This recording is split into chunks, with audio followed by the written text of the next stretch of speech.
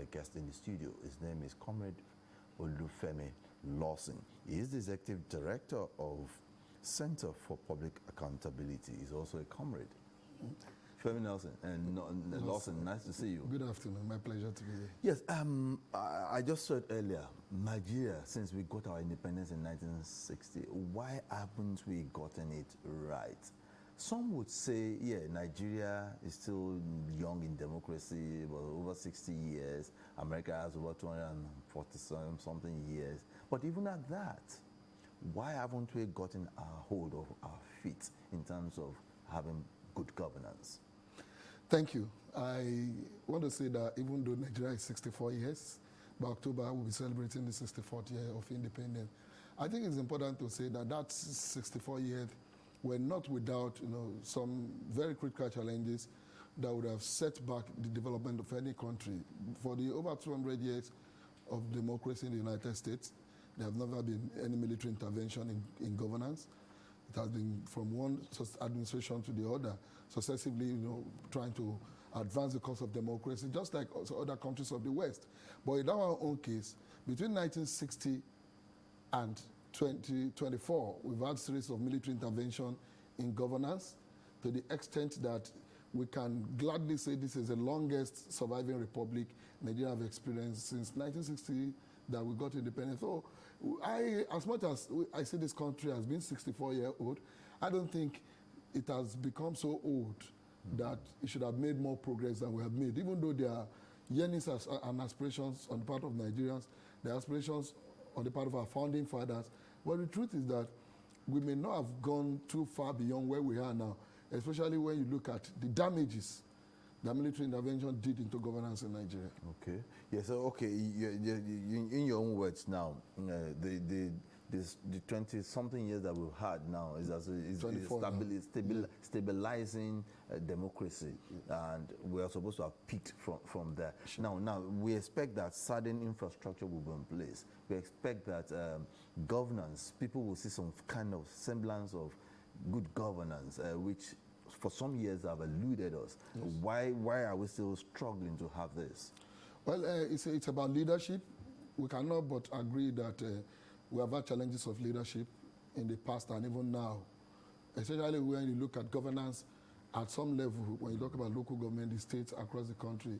And sometimes people who have been fortunate to be president of this country, you come to agree that we have had challenges of governance, especially when you look at the commitment of leadership to the development of their various constituencies that they are elected to govern. We've had governors who have come to govern states in this country and cannot be known to have left a single legacy project behind. And in the same regard, we have had governors who have come whose name still rings bell whenever development is mentioned in their various states today. We have had presidents in this country that virtually came and practically did nothing. We have also have presidents who have made impact, you understand, in governance in Nigeria. So it's about leadership. It's about the fact that we have not been fortunate to have the quality of leaders that will show the level of commitment expected of them from Nigerians, to the extent that we would have been able to point out that these are the considerable level of development that we have witnessed as a people. That nonetheless, it is not enough for us to say that we have not made some progress, especially when you look at where we were in 1999 and where we are now as a country. Yes, okay, yes. Some may agree with you, some may disagree with you on your position on some of those things. But there are two sides to the coin. Yeah. Some will see it from this side and others will see it from this side. But looking at it generally, we expect some form of governance that will get to the grassroots. Just like you said too, some governors have done their bits, but some have not really done what is right. So in terms of this, and from what we're saying, how do we now fashion our quality to have quality leadership in place? Because this is also key to it. If you just have mediocres at the Army of Affairs, you will not get anything done. We will not, yes, you are very correct. And I think one important thing that we must be interested in as Nigerians is not just about the next election. It's about the fact that even when you bring the worst of individuals to come and govern your state, your local government, to administer your Ministry of Parastatals, you should be interested as citizens in how they work in line with your expectations, and now they work in line with our laws. A lot of times, after Nigerians vote, they wait for the next 4 years expecting, that person to behave like an angel, perform magic, and it doesn't work that way. A lot of times we have had failure of leadership because Nigerians sit back when they elect people or people get appointed, and we just expect that they can do it their own way.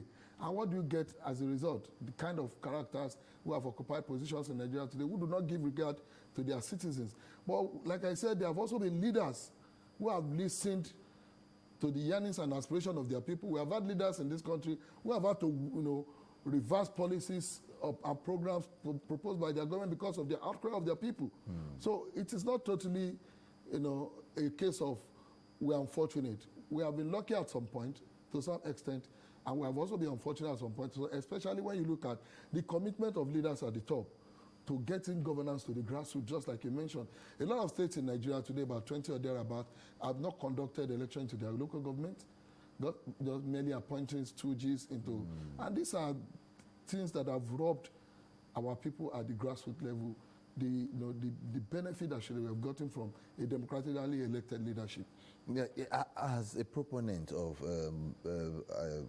public accountability, what do you think our leaders are supposed to be doing now? Because from your experience and from the ways you've gone out, you've seen certain things, you've done researches, and you've seen certain things across Nigeria. Now, what are the things you feel they should be doing right that they're not doing right? This is a democracy. We are governed by law. You don't need to tutor somebody who is qualified enough, matured enough to contest election to these offices. You don't now bring them and begin to give them tutorials.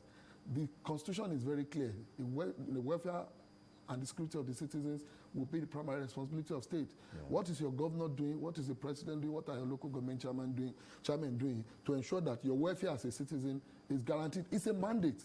It is not if they like it or not. The lawmakers are not also out of it. And when they say the welfare of the citizens, does it talk about bread and beans or bread and butter alone? No. Our welfare includes having access to basic health care. Our welfare includes having education. Our welfare includes being able to, to travel on good roads. These are issues captured in the welfare of the citizens as mandated by it is not if any governor or president like it or not.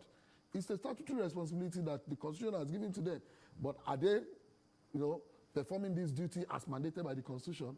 So you don't need to sit a governor down and begin to tell him what he should do as a governor. I haven't been matured enough by age. I haven't been mentally found certified, qualified, and I haven't attained the level, at least the level of basic education that is required, to run that office. But what we have in most cases is, like I said, I don't like playing the blame game. But a lot of times, as Nigerians, we're also complicit because we elect people, we sit back, assuming that they can just perform magic without us tasking them. Now, one area is they've been crying over the years that youth are future leaders, and we've been hearing that for over 20, 30 years. Now, just the 2023 elections came, and the youths had the opportunity to elect people into power.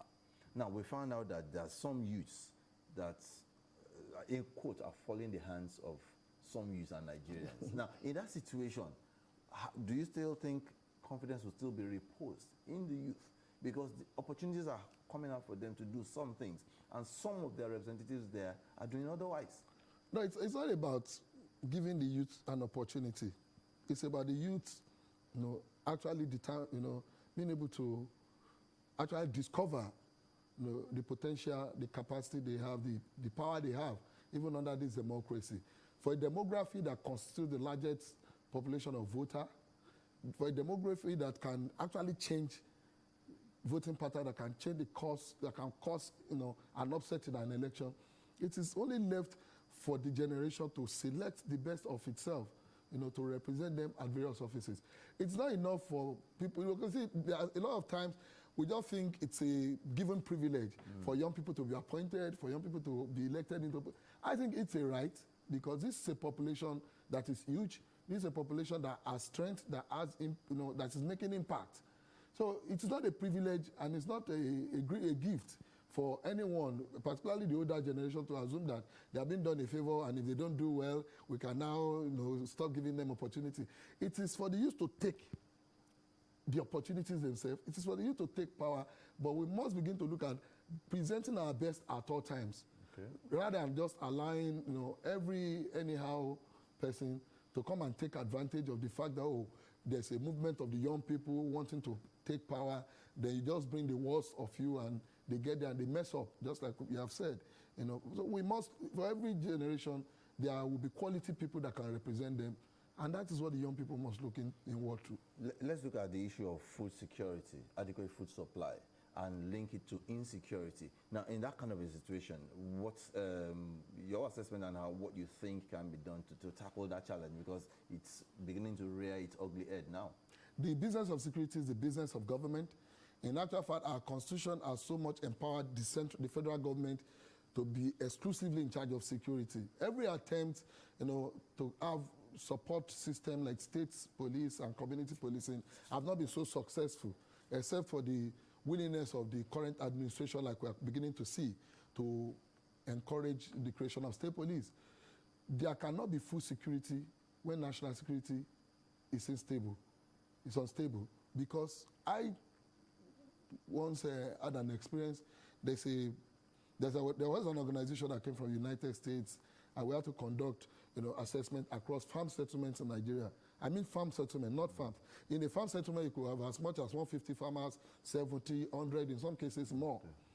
So we did a tour from Lagos through the south-south, states of Delta, towards Cross River, Akwa Ibom, through Benue, back to Plateau and some other Middle Belt states, through Kogi, through the southwest state of Ekiti, Ondo, Osun, back to Lagos. And do you know that insecurity has led to the closure of over 4,000 farm settlements? I don't mean 4,000 farms. Like I said, there are settlements that have 50 farmers. There are settlements so you could know the implication on this, on food security for us as a nation. That is why people were surprised to hear when we say we are importing maize. People think maize is just, it's what is commonly eaten for 15 naira on the street. Because if you look at most of these products that are used to produce livestock feed, that are used to produce industrial food, and they are imported because we have lost the capacity to produce. People used to come from neighboring countries to Benue. I was fortunate to have been around during one of the market days one Thursday or thereabout, where I saw trucks that came from neighboring countries to buy loads of yam from Benue, taken to places outside the country. But today, how many of those trucks can come out? Because the farmers have been sent out of the farm. There are clashes all over the place. There are attacks on villages, on farm settlement. So we must invest more and do more in ensuring national security before we can talk about food security. I thought that has dropped because it was so much in the last 4 years. I think it has dropped. Why is it coming up again, and what can be done to tackle it? You see, these are not natural occurrences. These are crises that are sponsored by people I usually describe as crisis entrepreneurs. There are some who for political reasons want to destabilize government. They will sponsor insurgencies and all sort of. There are some for economic reasons who also do this, not because they want to destabilize government, because they make fortune out of this insecurity. They are there. So it is only left for the government to identify why these issues are escalating year in, year out. We cannot make some gains over the past 6 months, then reverse it in less than 2 months. So the government must do more than buying guns and buying armor tanks, to investing in the war of intelligence. How do we begin to nab perpetrators, sponsors of this crime? It is not all these ragtag, elements that have the resources to purchase, all those military-grade rifles that are being used to kill people, to kidnap people, and to chase people away from their communities. These are people that are funded, that are sponsored by well-meaning individuals. And those are the people the government must be interested in. How they be identified? Because this is... That is the job of the national security. And I think the administration has somebody it has so much confidence in now as the national security advisor, and has brought in some other very competent persons as service chief. For instance, somebody like the IG Picard Egbetuku, very vast, knowledgeable police officer. General Lagbaja, you could recall his era as the GOC First Division, and so these are people that the government must actively task to unravel not just who is killing or not, but the people who are actually sponsoring these killings. Okay, let's quickly move, because of time, to the issue of, yes, it's linked to food security too. Now, we're supposed to have adequate fuel supply. And for the opting time, we're seeing queues resurfacing in Nigeria. Is bordering, and Nigerians who are looking at it when the subsidy has been removed, and we expect that we'll have enough fuel, and we're not having that much fuel. We're still having queues along. What should be the solution? So what I've come to observe is that there are some persons whose major occupation in every system is to sabotage. Despite the resistance by Nigeria, despite what Nigerians have gone through over this persistent scarcity of petroleum products, you will come to realize that there are some people who actually feed fat from this crisis. If you look at the step government have taken, particularly if you look at the role NNPC under the current leadership has played over the last couple of months, for the first time we had December without fuel scarcity, without the usual crisis. Now that the sector has even been almost completely privatized, even the NNPC itself now being run as a private company, even though on behalf of Nigerians, you realize that there are some persons who are working across purpose with the intention of government and institutions like NNPC for reasons best known to them. And I see it more as sabotage. And the only way we can get out of this situation, if you go to food stations now, the queues are back. And especially when you go to areas where there are NNPC filling stations, because that is the only way you can buy for 568. Yesterday, people bought for 750, in some places 700, in some places 670, because some persons are also profiteering because they said it's a private. But there are stakeholders within the chain, like the independent marketers, like the oil workers, a lot of people who are involved in the distribution chain, who should be working in line with the way that the NNPC, which is like the parent institution in this business, is working.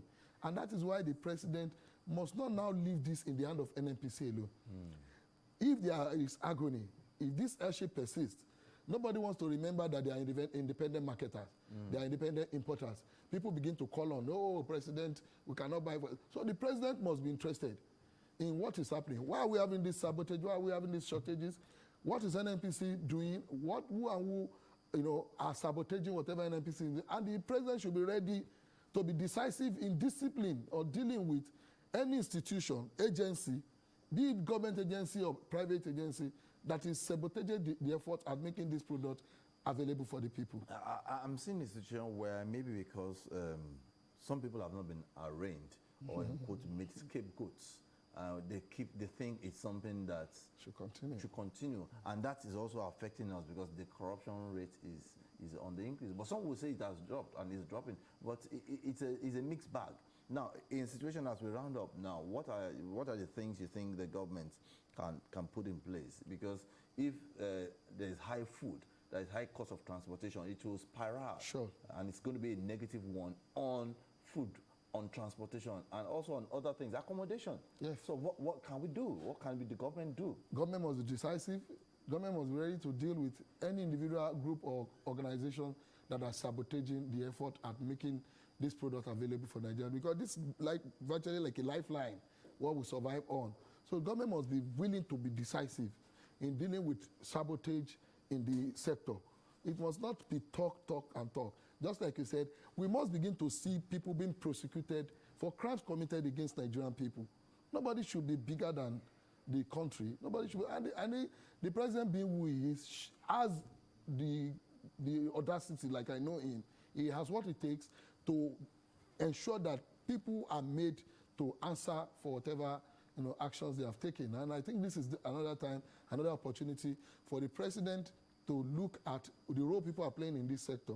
And I would not want to round up without commending the effort of the current leadership of the NNPC, how it has struggled to ensure that this energy sufficiency policy, our mandate rather, is sustained and ensure that there is availability, because people are actually going through a lot getting this product, even with their head-earned money. Yes, your final advice for the youth, because they are also key for Nigerians in general to ensure that the Patriotism Act is played off. Yeah, we will be patriotic. Nigerians must continue to be patriotic. They must understand that they are the biggest shareholder in the Nigerian project. The country belongs to Nigerians. You can only be president, governor, whatever, maximum 8 years, 12 years, or whatever. but you continue to be a Nigerian for as long as you live.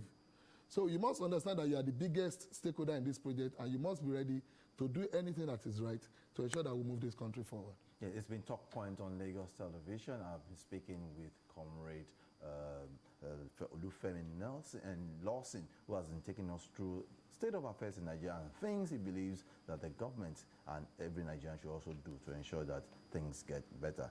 Comrade Nelson and Lawson, I want to thank you for being part of Talk Point. Thank you, sir. I want to believe that we'll still have more of you on the program. Hopefully, sir. Yes, sir. On that note, that's the size of our package, and we believe that all things will be done right by every Nigerian to ensure that this country moves forward.